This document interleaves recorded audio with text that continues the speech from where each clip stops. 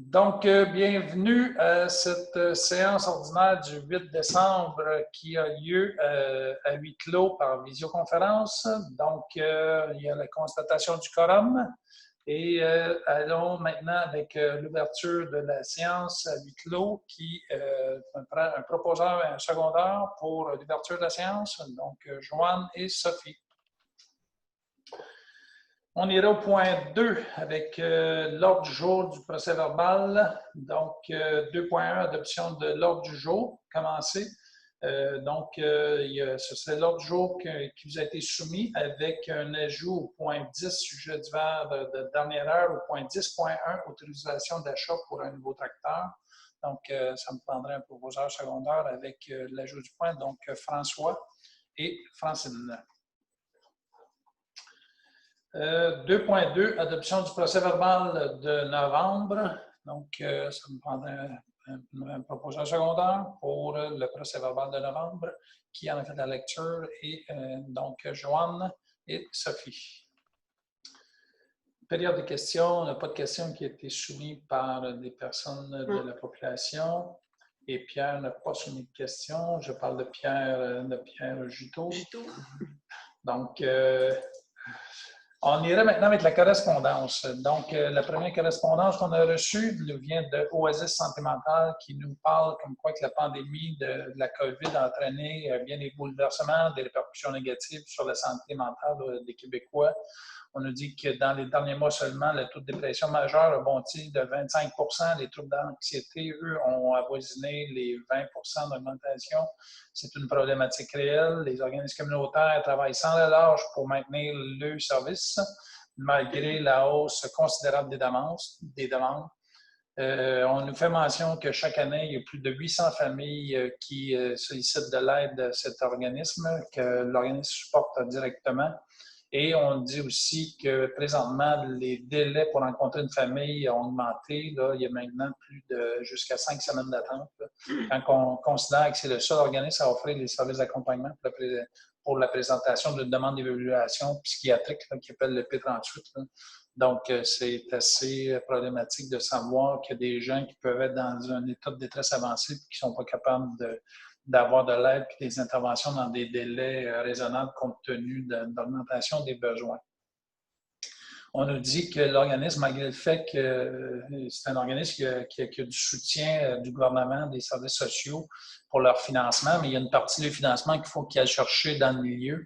Puis, il organise annuellement, depuis les 30 dernières années, un branche bénéfice qui lui permettait d'aller chercher une partie de l'argent qui lui manque pour compléter l'année. Mais vous savez que cette année, tous les organismes communautaires n'ont pas pu tenir ces événements-là. Donc, ça engendre une perte financière importante. C'est pourquoi on nous dit que cette année, plus que jamais, là, ils ont besoin de notre soutien financier là, afin d'appuyer leur mission. Ce qu'ils veulent faire, entre autres, c'est de mettre en place un système d'intervention de garde. Donc, en disant qu'il ajoute une telle ressource à temps plein, assurerait un service plus rapide aux familles dans le besoin et une bonification des demandes d'évaluation psychiatrique. Donc, c'est la demande que l'organisme fait à la municipalité. Si on va maintenant avec la deuxième correspondance qui nous vient du responsable des demandes des fonds financières, le fonds qui s'appelle « À Montérégie, on bouge ». Ils ont répondu à la demande qui avait été formulée, qui nous annonce qu'avec plaisir que notre demande de soutien financier dans le cadre justement du fonds « À Montérégie, on bouge » a été retenue par le comité de sélection. On nous dit que Loisirs et Sports Montérégie, en collaboration avec Kino Québec, va nous octroyer une subvention de 10 000 $, que cette somme devra servir uniquement à notre projet d'hébertisme qui consiste à l'aménagement d'un parcours d'hébertisme, donc avec les conditions s'y rattachant. Troisième correspondance nous vient du ministère de la Sécurité publique, qui nous dit que le ministère de la Sécurité publique, Mme Geneviève Guilbeault, a désigné le ministère de l'Énergie et des Ressources naturelles comme responsable pour recevoir le répertoire des données géographiques ainsi que des adresses municipales et des noms des rues du territoire des municipalités locales, de même que pour rendre ces données accessibles au centre d'urgence 911 et au centre secondaire d'appel d'urgence, et ça en vertu de l'article 52.3 de la Loi sur la sécurité publique. On dit que chaque municipalité doit constituer et maintenir à jour un répertoire de données géographiques, créer et maintenir à jour des adresses municipales, de même que les noms de rues sur son territoire et les transmettre au ministère ou au service gouvernemental que ce dernier désigne.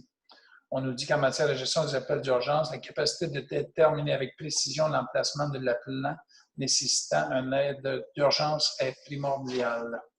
Donc, c'est le pourquoi on nous demande de participer à ce programme.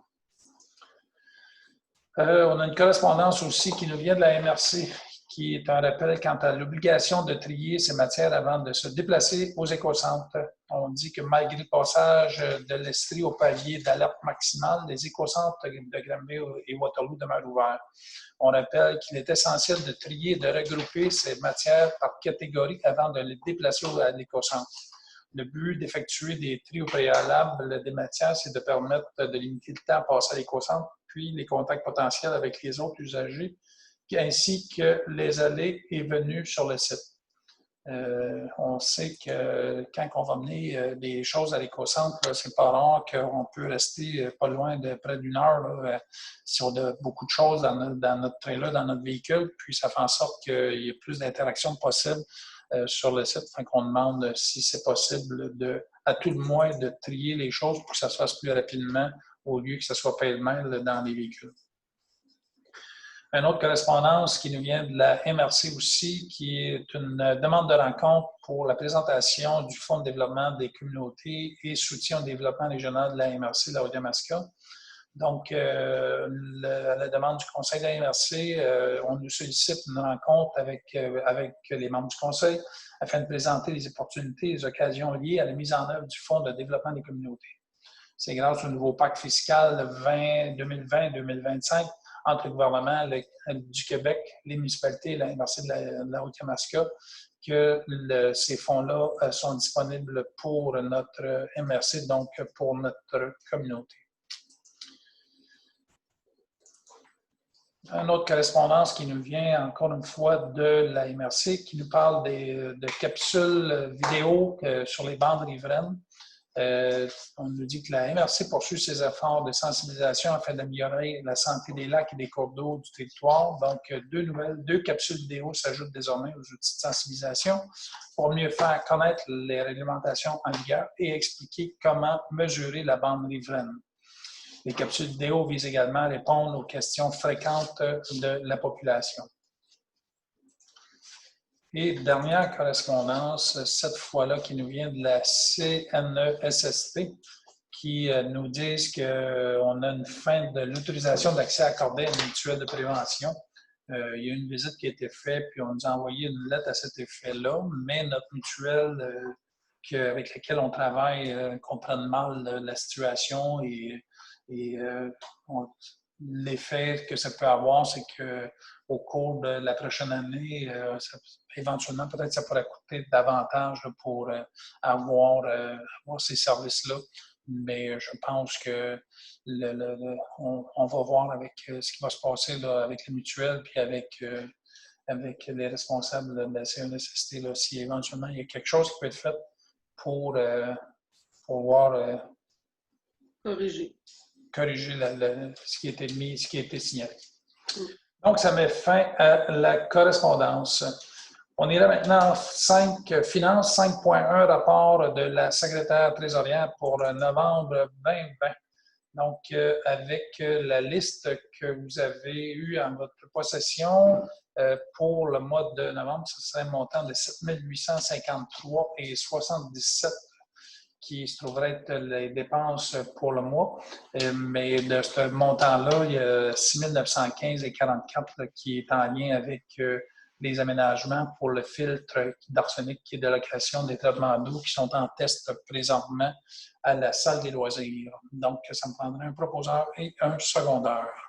Qui en fait la proposition? Sophie et Pierre. On irait au point suivant, 5.2, rapport de l'inspecteur municipal pour novembre 2020. Donc, pour un montant total de 19 615,47. Vous avez pris connaissance du document qui vous a été soumis. Si vous n'avez pas de questions, je demanderai un proposeur, un secondeur. Donc, qui a fait la proposition? Joanne et François. 5.3, transfert de fonds. Donc, il y a quelques postes, Madame la directrice, pour lesquels le transfert de fonds serait nécessaire. Oui, bien, à vrai dire, c'est qu'on on va payer à même le surplus budgétaire en cours. Il y aurait au niveau de l'urbanisme un petit manque à gagner là, par rapport à ce qui a été budgété et au niveau des dépenses en immobilisation également. Donc, ça prendrait un proposeur appuyant juste pour combler ces manques-là à même le surplus accumulé. Pas le surplus accumulé, excusez, le budget en cours. Excusez. Okay. Donc, qui propose? Francine? Francine est secondée par Sophie. Merci. On ira à 6 administration, 6 points autorisation des comptes à payer pour décembre 2020. Donc, France vous a fait parvenir la liste des comptes à payer pour l'année 2020. Si vous n'avez pas de questions, ça me prendrait un proposeur, un secondeur pour le montant total du mois de décembre, qui est de 137 195,62. Donc, Joanne et Pierre.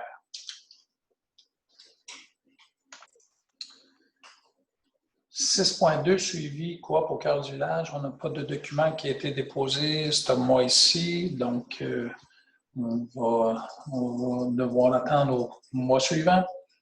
6.3, adoption du règlement numéro 564-2020, modifiant le règlement 549-2018, intitulé Règlement G100. Donc, c'est des modifications qui ont été apportées au règlement G100 qui avait été adopté en bloc en 2018 déjà. Et puis, dans le fond, c'est différents articles là, qui ont été modifiés là, pour se rendre conforme avec des faits nouveaux là, qui ont été apportés au cours des 2 dernières années. Et pour le rendre conforme au niveau de toute la MRC, on doit adopter certaines de ces modifications-là, entre autres, peut-être donner juste quelques exemples au niveau des hautes herbes en zone résidentielle commerciale, les hautes herbes en zone industrielle, les dispositions des ordures des déchets, les projections des sources de lumière, qui sont que quelques-unes des exemples de modifications qui ont été apportées à ces règlements-là pour s'ajuster avec les nouvelles réalités. Donc, ça me prendrait un proposeur secondaire pour adopter ce règlement modifié-là. Donc, qui en fait? François et Sophie. 6.4, avis de motion et présentation du règlement 565-2020 portant sur la tarification des services municipaux. Donc, c'est un projet qui porte justement sur la tarification des services qui n'a pas été modifié depuis très longtemps et qui va comme suit, comme avis de motion, on dit que considérant que le Conseil désire adopter un règlement afin de définir les tarifs exigibles pour la délivrance de documents de permis de location de centres et de terrains d'activité, que les tarifs actuels ont été établis par les résolutions numéro 1983-04-80 et numéro 1991-04-106 et que le Conseil juge à propos d'effectuer la refonte de la réglementation relative aux tarifs imposables pour les biens et services qui la rend disponible et de regrouper toutes les dispositions dans un seul et unique règlement, qu'à la suite de l'adoption du règlement numéro 549-2019, intitulé Règlement général G100, plusieurs articles nécessitent l'adoption de tarification ou de permis, que les dispositions de l'article 962.1 du Code municipal du Québec permettent à toute municipalité de prescrire par règlement le montant des frais d'administration pour tout chèque ou de tout ordre de paiement remis à la municipalité lors de paiement et refusé par le tiré. Qu'un avis de motion est dûment donné à la séance régulière du 8 décembre 2020. Donc, ça me prendrait une personne pour donner l'avis de motion. Donc, qui est prête à adopter la motion? Francine?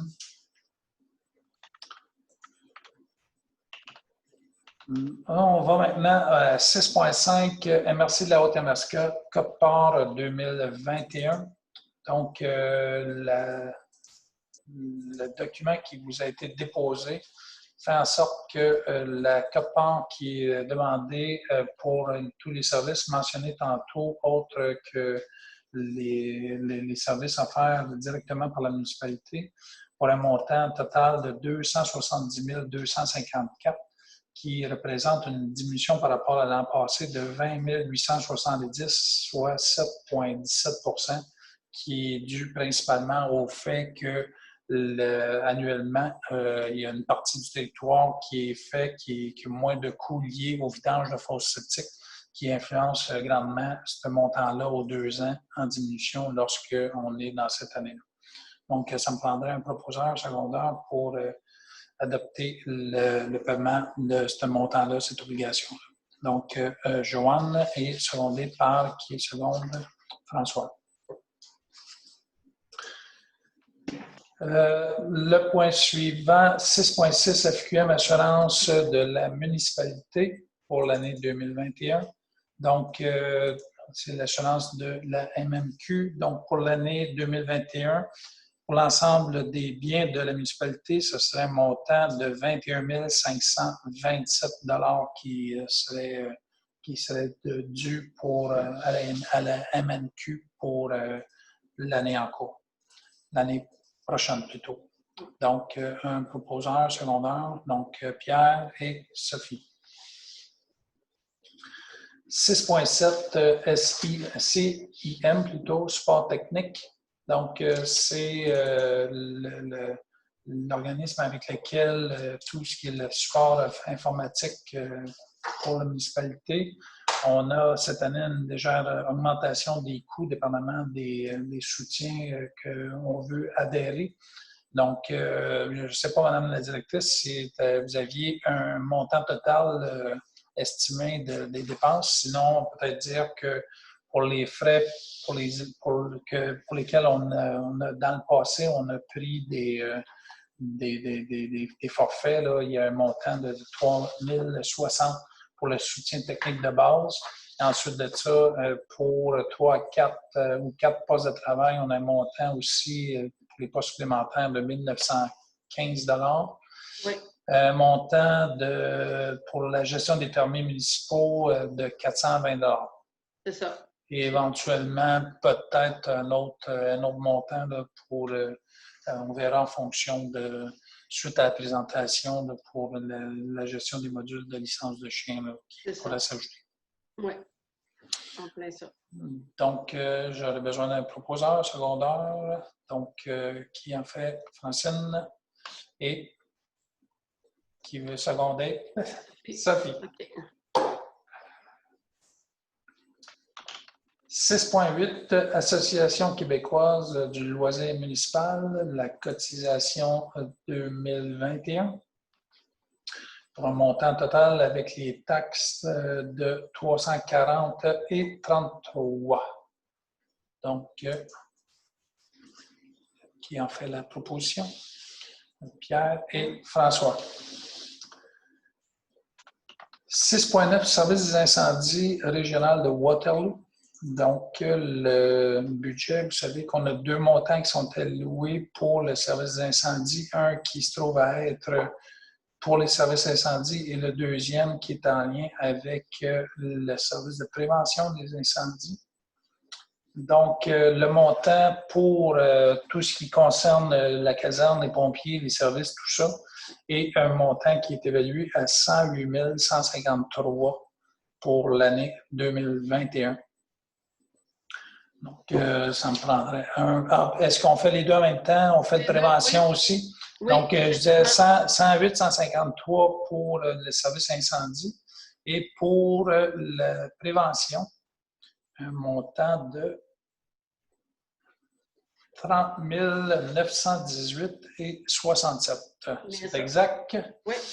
Donc, ça me prendrait un proposeur et un secondaire. Donc, Joanne propose, secondé par Francine. Parfait. Ensuite, 6.10, l'OBV Yamaska qui nous demande leur adhésion annuelle pour un montant de 50 $. Donc, c'est plus symbolique qu'autre chose. C'est dans le but, là, justement, de supporter l'organisme de bassin versant de la Yamaska. Donc, ça me prendrait un proposeur et un secondaire qui en fait la proposition. Pierre et François.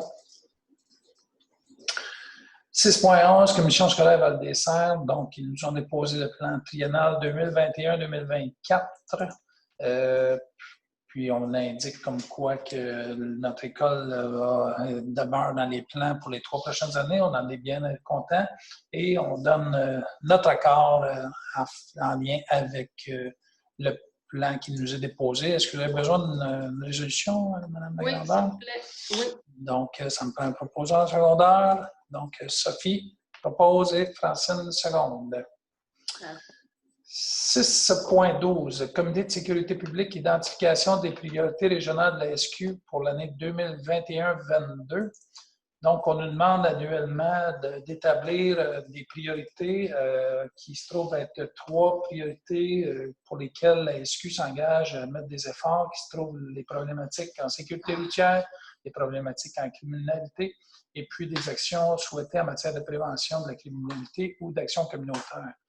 Donc, en lien avec les discussions qu'on a eues et le fait que par les années passées, nos demandes étaient dans ce sens et on réitère les mêmes demandes qu'on a eues par le passé. Donc, en ce qui concerne la problématique en sécurité routière, c'est d'accroître les activités de sécurité routière pour faire respecter les arrêts et les limites de vitesse dans les zones scolaires aux heures de pointe. Dans les problématiques de criminalité, c'est d'accroître la surveillance dans les endroits publics pour prévenir le vandalisme et l'intimidation. Et dans les actions souhaitées en matière de prévention de la criminalité et des actions communautaires, c'est d'augmenter la présence policière dans les lieux publics lors d'événements publics. Donc, ça va me prendre un proposeur secondaire par rapport à cette proposition-là à la Sécurité du Québec. Qui en fait la proposition? Joanne, appuyée par François. 6.13, offre de service, système automatisé d'alerte à la population. Dans le but de justement encore parfaire nos connaissances au niveau, pas nos connaissances, mais notre capacité de répondre avec notre plan d'urgence. Un service automatisé serait acquis pour justement se donner la chance de pouvoir encore davantage communiquer avec la population s'il y a des événements spéciaux qui se passent, que ce soit des alertes à la population, afin que ça nous permettrait de respecter notre plan d'urgence avec cet outil-là. Ce que ça pourrait nous permettre aussi, c'est de faire des notifications à la population afin de s'assurer une meilleure diffusion de l'information auprès de nos citoyens. Ça l'aiderait aussi au niveau de l'administration municipale avec la diffusion d'avis publics, le rappel d'application de certains règlements, des informations diverses selon la saison, la température, etc. Aussi au niveau des activités communautaires, on pourrait afficher les activités des organismes communautaires qui offrent des services sur notre territoire, puis pour pouvoir rejoindre plus facilement les citoyens. Puis au niveau des associations, donc activités jeunesse et loisirs, on pourrait aussi mettre les informations sur les activités offertes, des rappels d'inscription lorsqu'on fait des activités, des notifications lorsqu'un match est remis en raison de la température, puis appel de bénévoles, entre autres. Donc, pour un montant, on parlait pour l'installation cette année, un montant qui pourrait coûter, qui coûterait 350 $ et ensuite de ça, un taux de 1 500 $ annuellement pour que ce service-là puisse être offert à la grandeur de notre territoire. Et il va falloir inciter la population à s'inscrire pour être capable de diffuser ces informations-là à la grandeur de notre territoire, puis que tous nos citoyens puissent avoir accès à cette information-là. Donc, ça va me prendre un proposeur secondaire pour la résolution. Donc, Sophie est secondée par Francine. 6.14, adoption des jours et heures des séances ordinaires du Conseil pour l'année 2021. Donc, vous avez reçu la description des jours qui se trouvent être, pour la très grande majorité, le deuxième mardi du mois, à l'exception de août qui se trouve être le troisième mardi du mois et octobre qui se trouve être le premier mardi du mois et novembre qui est le troisième mardi du mois. Donc, et ça, exceptionnellement, à cause cette année, une année d'élection.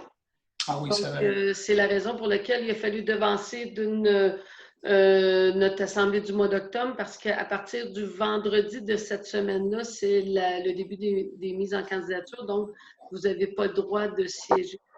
Et la raison pour laquelle il nous suggère de reporter au troisième mardi du mois, celle de novembre, c'est advenant une élection. Il faut laisser le temps entre s'il y a contestation et après aussi pour les assermentations. Fait que c'est la raison pour laquelle ça a été modifié au lieu que ce soit les deuxièmes mardis du mois pour ces mois-là. Merci beaucoup. Donc, ça me prendra un proposeur secondaire pour adopter le calendrier. Pierre et Joanne, excusez. Joanne, parfait. On est rendu aux 7 rapports administratifs, 7 points rapports verbaux ou écrits, 7.1.1 rapport de la secrétaire trésorière. Oui, c'est des dossiers au niveau de la CPTEQ. C'est dans le dossier de M. Sylvain Dumont. La CPTEQ autorise l'aliénation d'une superficie approximative de 62,9 hectares concernant des lots qui sont situés autant dans la municipalité de Saint-Joachim-Cheffern et la municipalité de Sainte-Anne-de-la-Rochelle. Et il y a aussi le dossier de M. Pierre Schenck, qui, suite à une déclaration pour la construction d'une résidence qu'il avait produite, il y a eu une rencontre avec la CPTEQ et suite à tout ça, la CPTEQ déclare conforme là, pour lui permettre là, de construire sur le lot qui était visé de le lot 3 987 437 d'une superficie de 0,3741 hectares. Ces droits ont été reconnus là, à titre des droits acquis, parce qu'il y avait déjà une résidence il y a plusieurs années sur cette propriété-là. Mais le fait que ça a toujours été utilisé par la suite, juste occasionnellement, mais comme résidence pareille, soit pour du camping ou roulotte ou peu importe. Suite à la preuve de tout ça, la CPTEQ a reconnu ses droits acquis et on va être en mesure de pouvoir émettre un permis de construction pour une nouvelle résidence sur ce lot-là. C'est tout pour les dossiers. Merci beaucoup. 7.1.2, inspecteur municipal en voirie et en environnement. Donc, c'est un dépôt. 7.1.3, protection incendie, Sûreté du Québec. Donc, la protection incendie a déposé son rapport qui fait mention qu'il y a eu une intervention de fait sur notre territoire. Puis aussi, on nous donne aussi comme quoi qu'il y a eu les inspections de nos bandes sèches. Puis on fait une description de l'évaluation de chacune dans le cadre de ce que le service d'incendie doit faire pour s'assurer de leur bon fonctionnement. Donc, on s'est rendu au point 8, voirie municipale 8.1, travaux de changement des ponceaux du 3e rang ouest. Donc, on en est rendu au deuxième décompte progressif. Suite au dépôt de la personne qui était responsable de la gestion des travaux, qui est M. Dave Williams, qui nous a déposé justement un avis nous demandant de faire le paiement, le deuxième paiement régressif qui est d'un montant de 47 956,12 et au montant résiduel qui reste, là, il y a un montant de 5 % qui est conservé pour être remis l'an prochain, là, qui représente un montant de 13 984. Donc, ça serait dans le but d'autoriser le paiement de 47 956 cette année, 956,12. Donc, ça prendrait un proposeur et un secondaire. Donc, qui en fait la proposition? Sophie, secondée par Francine.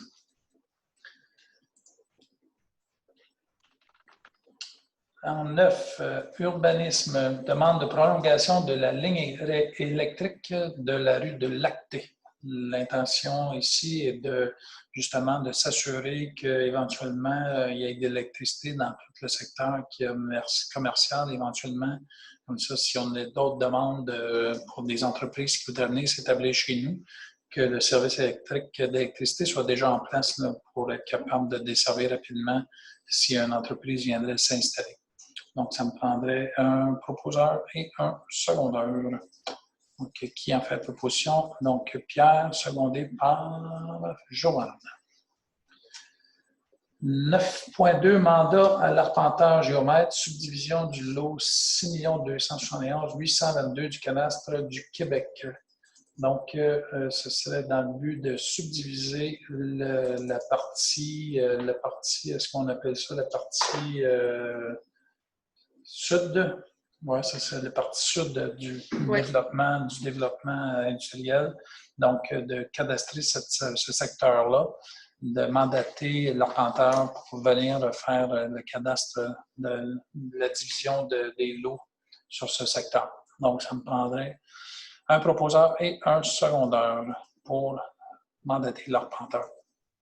Donc, Sophie propose et François.